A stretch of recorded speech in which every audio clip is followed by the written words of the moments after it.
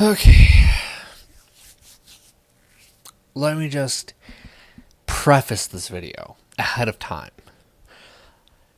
No matter what I say, I do see potential.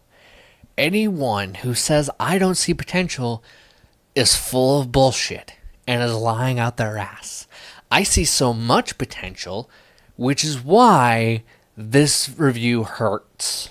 Okay? Cool. Now, anyone who knows me, especially has had the misfortune or fortune, depending on your perspective, of playing games with me, knows that I love it when I get to craft stuff. In Final Fantasy Realm Reborn, that was the only thing I liked doing. And the one time I did go into a dungeon, I did so terribly that there were some poor players who were having to spend the entire time trying to inform me about a red zone. I still feel bad for those poor players, and I couldn't apologize to them for not understanding what they meant until it was too late. By a lot. The thing is that honestly, when it comes to video games, I often prefer to be basically crafting things. It's kind of a weird enjoyment for me. I kind of like making stuff, especially making stuff that other people could use even, for example. There are plenty of times in other games where I wish that there was more to their crafting system. And I'm going to tell you right now, this game's crafting system is so close to the kind of crafting I've been wanting in so many other games. It is so close that it hurts that it's not there. But it also is so close. Ugh. Honestly, Blades of Fire, its biggest, most glowing, most awesome thing in it, the thing that honestly kept me going more than anything else in the game combined, was the crafting. Was the making of new weapons, making them stronger, more durable, capable of doing more damage, capable of making them tank more hits.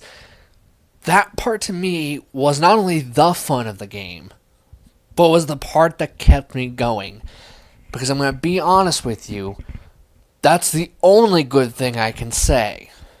Everything after that, the game falls apart faster than a house of cards in a hurricane. Yeah. I'm not happy to say it. It does really hurt because like I said, I was so hyped for this. You think I'd learn my lesson after a few games, but hype be what hype be, you know? So as I'm playing it, I'm loving the crafting. I hate Aaron. I hate Adzo even more. Honestly, I hate just about every character I've had to deal with except for the villains. Let me explain a little. Ultimately, I feel like Aaron, by the time he finally starts to become more fleshed out, more interesting as a character, more than half of the game is done. And that's, mind you, depends on the number of hours, changes radically. Because if you're trying to completionist the game without a walkthrough, it took my ass 85 hours. Now, to be fair, out of that 85 hours, I'd say probably at most 19 of it was story. The rest of it was me either getting lost or me trying to find all the stuffs. Sure, I could have swallowed my pride and gone to a walkthrough to kind of shorten it out, make it so it didn't take so long. The problem is that you gave me a good crafting system. When you give me a good crafting system, that means I don't want to take shortcuts when it's good. I want to be uncovering combinations myself through trial and error, through doing what I normally do in any other game I play. Shove finger up butt and lose my shit. And hope that in that madness, I wind up at the end game. This game, though, honestly, I will say as much as I loved its blacksmithing, I do have issues with it. First off, the text wall tutorial is bad. Look, say whatever you want, but this kind of a tutorial that it has here gets obnoxious after the first time, and you can't skip it. No, really. You can't skip the tutorial if you play the game again. Don't play the game again. The thing is the game does have multiple endings. However, I haven't seen the bad ones, but I've gotten the 2 supposedly good endings I know of. Here's the thing. Only one of them is an actual worth my time and effort ending. The other one is kind of a bitch slap for all my effort. There's the 3rd ending, technically speaking. That ending was okay. Not good, not great, kind of abrupt, but at least it had a boss fight for it, so, workable. And it was a pretty, I wouldn't say good, I'd say passable boss fight. I will say that's kind of one of the things I think I really have to mention about this game is its boss fights are kind of up and down. There's a couple of small time boss fights, like the mini bosses, those guys kind of are lame. But then you have the actual main story bosses, and those are kind of neat. I wouldn't say amazing or necessarily outstanding, but I would say they're pretty good. Not bad. Nice job. A thumb up. Not 2. A thumb up. Yeah. When it comes down to blacksmithing, though, it does start to feel kind of a bit artificially limited in the end. Now, the thing is that honestly, I do like the fact that I could take the blade look how I want. I can alter it the way it performs and stuff like that. And it doesn't just impact some numbers in the background. It will have an impact on the way the weapon actually is used in the battle. Awesome. If I make my weapon 10 times heavier, covered in spikes, it's going to reflect that by being slow as snot. If I make the thing stupid right, but not capable of doing all that much in the way of damage, I'll notice it when I'm doing chip damage at the speed of sound. So, durability ultimately, though, kind of starts to take away the shine of some of these weapons, because stuff like hammers and even a couple of the piercing weapons rely on durability to the point of where trying to do stuff like a defense setup is kind of laughable and not really worth doing, because ultimately penetration is what basically will decide on if you do your damage or nothing at all. No, really. For plenty of opponents, you have to have a high penetration number in order for you to do any damage, regardless of what weapon type, regardless of what damage type, and regardless of what it is. It could be a hammer the size of a house. It doesn't matter if it's not going to be able to do much. And it won't do much.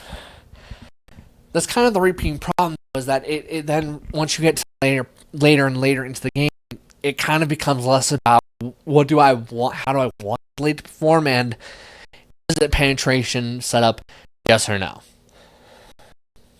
It kind of all just dumbs down into stacking the highest piercing stone you can with the highest durability wood you can, and that's it.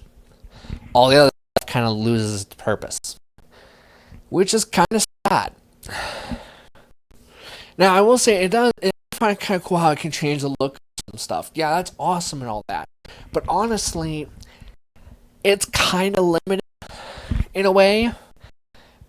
There are only a certain number of parts you can unlock per weapon.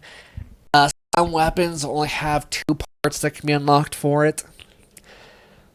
I think there was one that there was 5 parts to unlock, but there's really not much there. Durability is a forging thing that where if you get it accurate enough to a line, you'll get more stars. The more stars is how many times you can repair something. Okay. Alright, I can work with that. I don't agree with it being something you have to hunt collectibles for to improve at all. In fact, that's kind of the thing I really want to hammer on about a little more. That it felt like a lot of what you do to improve your smithing, you're not smithing to improve at all. yeah, I got more stars repaired, but I'm not making really better weapons because of that. In fact, if anything, I'm actually probably doing worse if I'm not spacing the crafting weapons out enough. No, really, you pretty much need to space this stuff out. You're not going to have enough supplies then to be able to actually make anything strong enough to get where you need to go. To the point of where the game can become a bit grindy, some of the worst MMO ways. And that's before we talk about the fact that almost every fucking mission, fetch quest, fetch quest, fetch quest, fetch quest, fetch quest, fetch quest, fetch quest, fetch the fetch quest.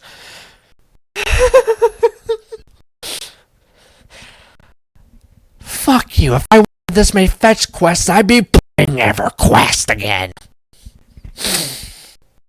I know what? Actually, hold on. I take that back.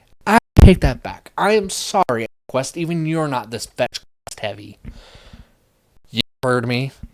This thing, quite genuinely, is one fetch quest after another, only ever broken up by a singular escort quest with thankfully mortal, but unfortunately useless crap characters who honestly, they start off fine, but after probably about the first minute, I am left wondering, how can I murder a ghost? No, you heard me. This game actually made me ask the question, how do I bring back to life so I can re-murder a ghost?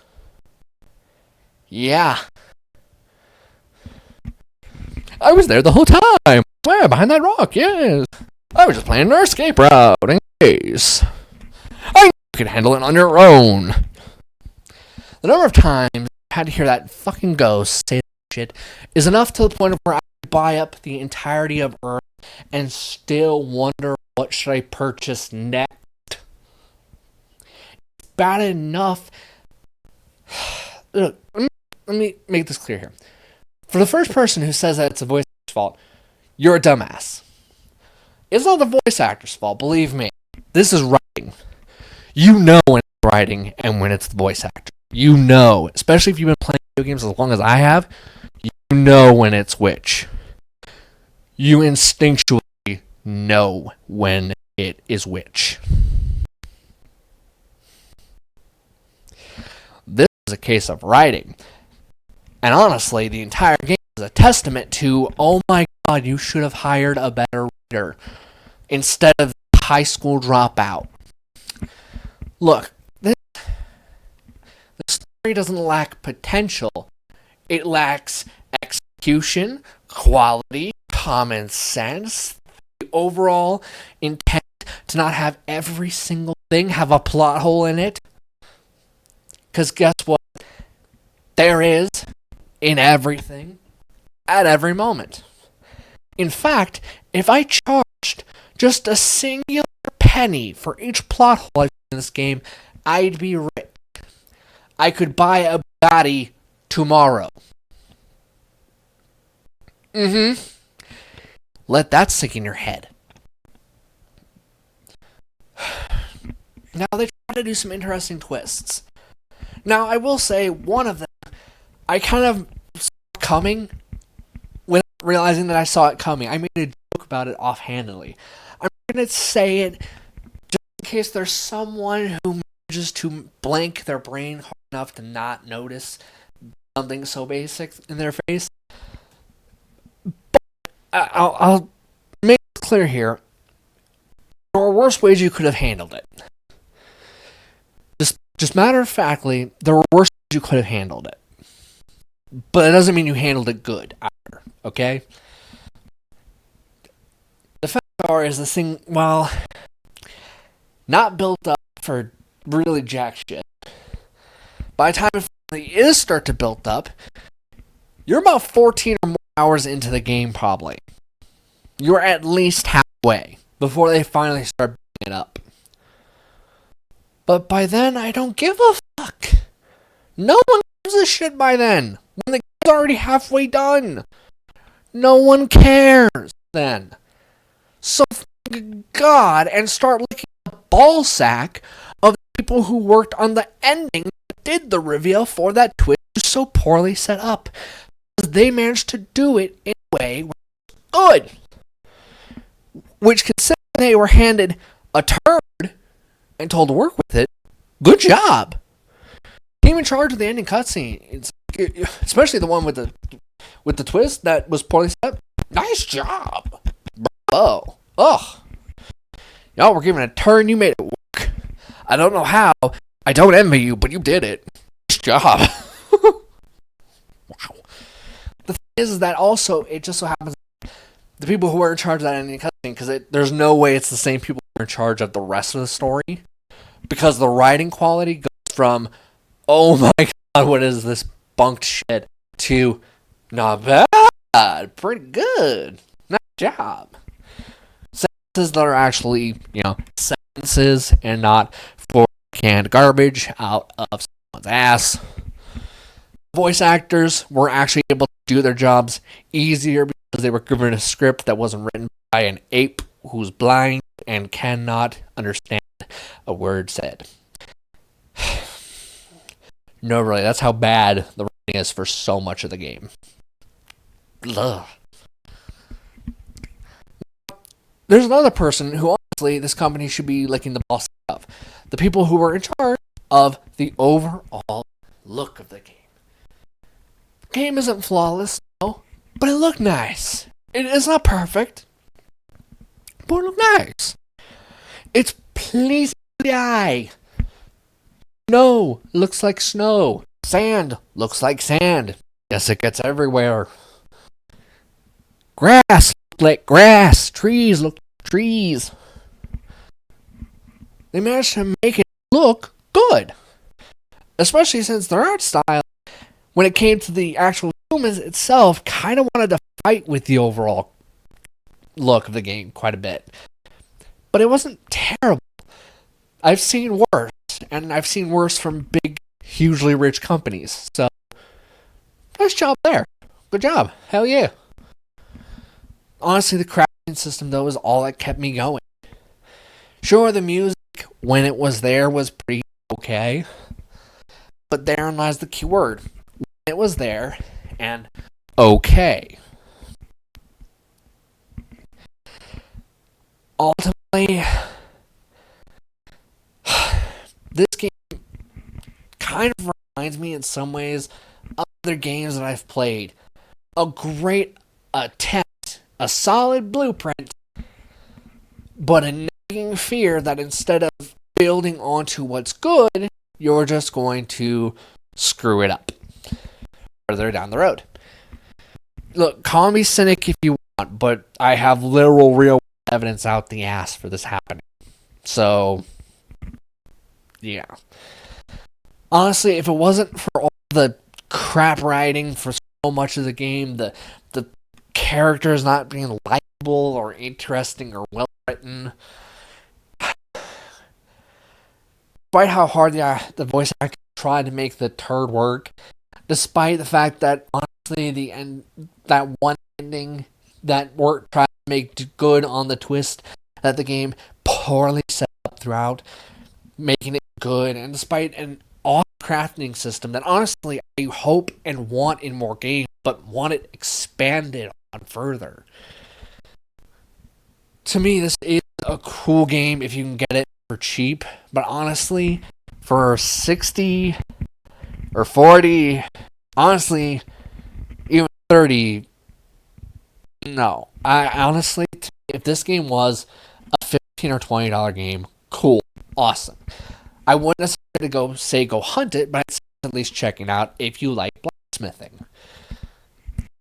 But ultimately, in the end, for me, this game winds up at basically a 4 out of 10. Technically, I should probably be giving it a 3, but that crafting system is what kind of helps keep it at 4 for me. It's that crafting system, the crafting of weapons and having such a very nice variety of weapons that are all pretty cool and functional and, look how they should feel. You know what I mean? They just are right. it was nice to make my weapons. Hell, I even managed to make a couple weapons that were a nod to an old D&D group I was part of for a time. I made Dwarven Sorrow, which was a trident, a 5-pronged trident, I might add. Durability was nuts. Penetration was good. Defense was nuts. I made another one called Human Scar.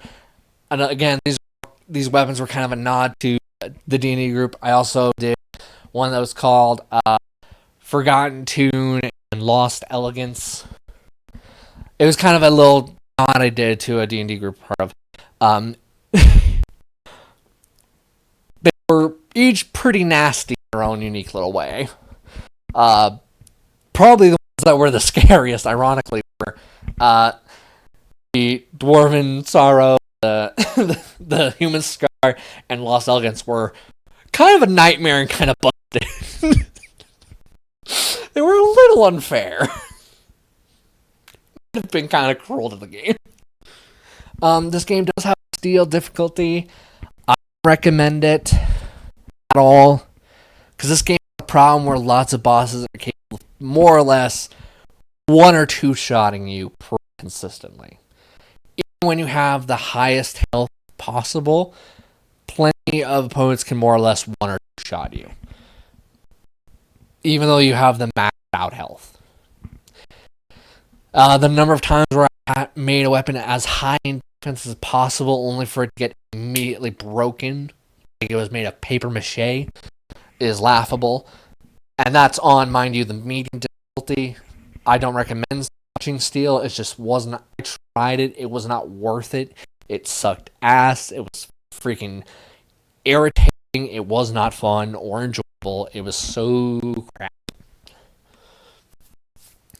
Honestly, I do think there is so much potential for a sequel here, and for an amazing sequel too.